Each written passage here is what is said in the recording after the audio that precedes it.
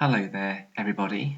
This is a video for students studying William Blake as part of their A-level in English literature. There are two poems that have the same title, Holy Thursday, in the Songs of Innocence and Experience. And in this video, I am looking at the Experience version, which is why there's an E there in brackets. To begin with, let's just give you a summary of the poem, and then we'll look at the poem in more detail. Holy Thursday is also known as Ascension Day in the Christian calendar, and you can see there on the box on the right-hand side, I've just given you some general points really about what the day means in the biblical sense. In Blake's time, which is the end of the 18th century, children living in charity-run orphanages in London would make their way to St Paul's Cathedral and sing and have a religious service. Unlike the idealism which is presented in the Innocence counterpart, this Holy Thursday and Experience, as you might expect, presents the harsher, more dystopian reality of those children who were living in poverty. You can easily imagine Blake watching these children as they walked to St Paul's Cathedral, and because Blake is a social libertarian and has a very deep anti-establishment ethos, he was greatly moved by the plight of these children, and he uses them in this poem to really launch quite a scathing attack of the church, who in his mind failed to provide adequate care despite the wealth and resources that the church had access to. As one might conclude, the future for these children was very bleak, and they often were unable to escape the poverty which they grew up in. And in this poem, Blake uses irony and natural imagery to highlight their suffering. You can see the bottom bullet point there on the right-hand side. Perhaps this title of the poem is ironic. When you actually read the poem, there appears to be little holy about Blake's subject matter. And again, because this poem is being used to attack the church and the sense of organised religion, perhaps he is suggesting that the church is slightly hypocritical in terms of its religious focus. Blake published the Songs of Innocence and Experience in 1794, and the collection as a whole, and this poem is a good example of this, shows his antipathy towards those who wield power, but also unwilling to make a positive difference. This poem reflects Blake's anti-establishment ethos, and the poem shows his habit of questioning the political systems and institutions of his day, such as the church. Blake could also be known as a bit of a rebel in the fact that he did dare to question the church, and perhaps verges into a more of an anti-clerical approach in some of his subject matters. So the poem is 4 stanzas long. Remember, we're looking at the Experience version here. So let's look at the first stanza, and immediately we end the first stanza with a rhetorical question, which is a common device used by Blake in a number of the poems in the whole collection. The speaker begins by asking, is this a holy thing to see in a rich and fruitful land? So the fact that he's beginning to question from the get-go, he's questioning religion and the role of the church, and the lack of care that the poorer children are receiving.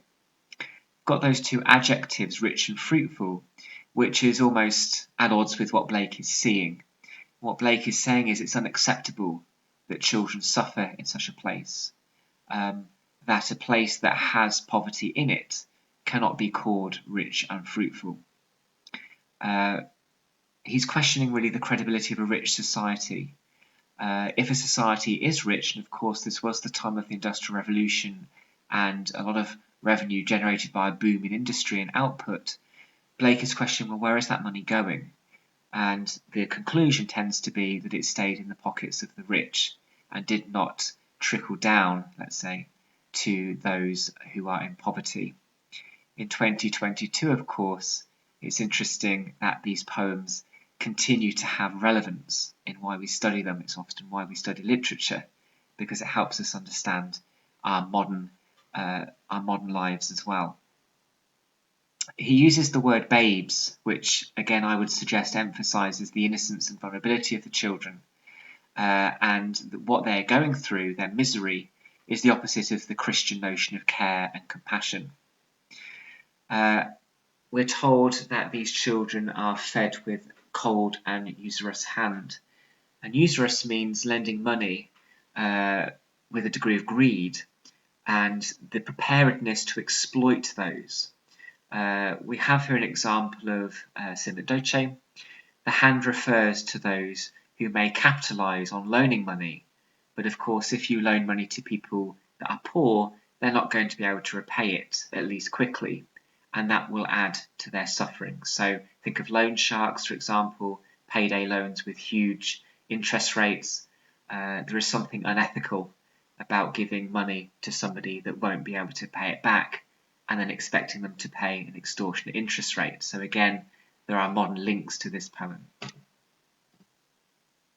As we move into the second stanza, the questioning continues, that repetition of rhetorical questions continues. Is that trembling cry a song? And the speaker really is suggesting that he can't tell the difference between the sobbing and suffering of the children because of the poverty that they are in, or the religious song that they are singing in the service. It's also an ironic question now in the second line, that because nobody seems to realise that the cry is actually sorrow, suggesting that perhaps there is a degree of denial here, people who fail to realise the reality of the situation and that there are people in poverty. The end exclamative there conveys a sense of revelation. The speaker is very clear by saying that this cannot be called a rich and fruitful land because you have poverty in it. And to some extent what Blake is saying is that the state, the church, is inactive. It's not doing anything to help those people. A society cannot be considered rich or fruitful while suffering and poverty continues. It's obviously to do with perspective. Rich and fruitful means that it's usually the rich people with money that will give it that label. And this clearly shows that Blake is a social commentator who is willing to question the actions or inaction, as it may be, of the institutions that are wealthy. Moving into the third stanza, we can see the anaphora of the fronted conjunction and, which I suppose you could say reinforces the speaker's anger and preparedness to critique the church and its incompetence. Why isn't it ending the suffering? Typical of Blake, we have reference to nature in this stanza. The sun, the fields, we have rain and winter as well. And you can say that this is pathetic fallacy and a metaphor, because if there is no sun, you're going to be living in eternal darkness. And that's probably a metaphor for continued sense of suffering that these children will endure as they grow up.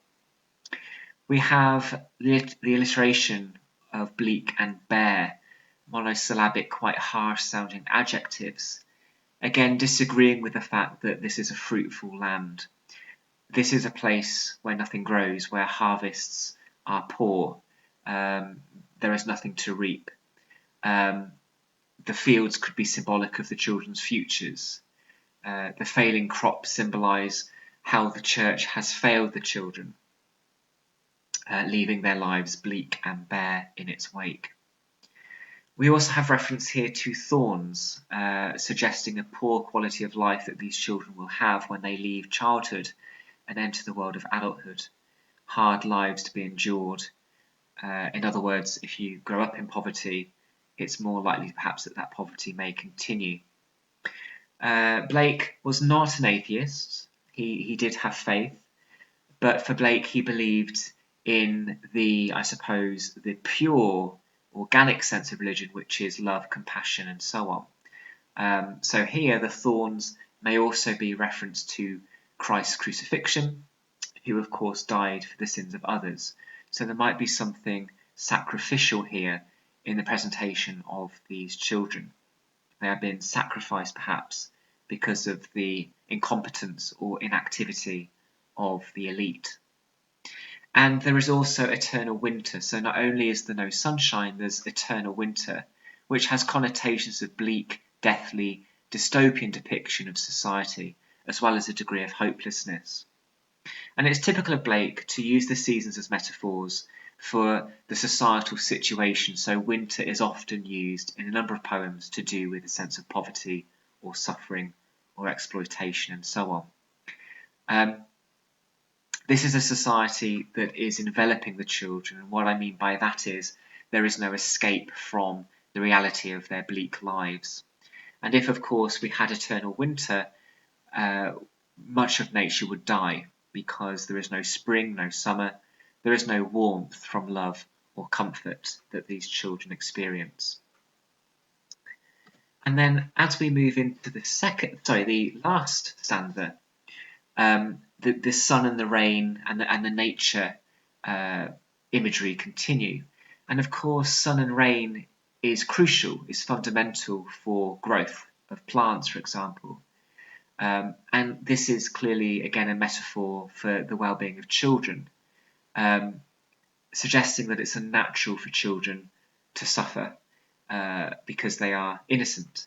And that reflects the romantic view that childhood should be an innocent, natural state. We've got the repetition of babe again, and Blake is arguing, I think, in this line, that where a child goes hungry, where there is no sun and rain, it cannot be called a civilized society. It cannot be a land of joy because it's unfair and unequal.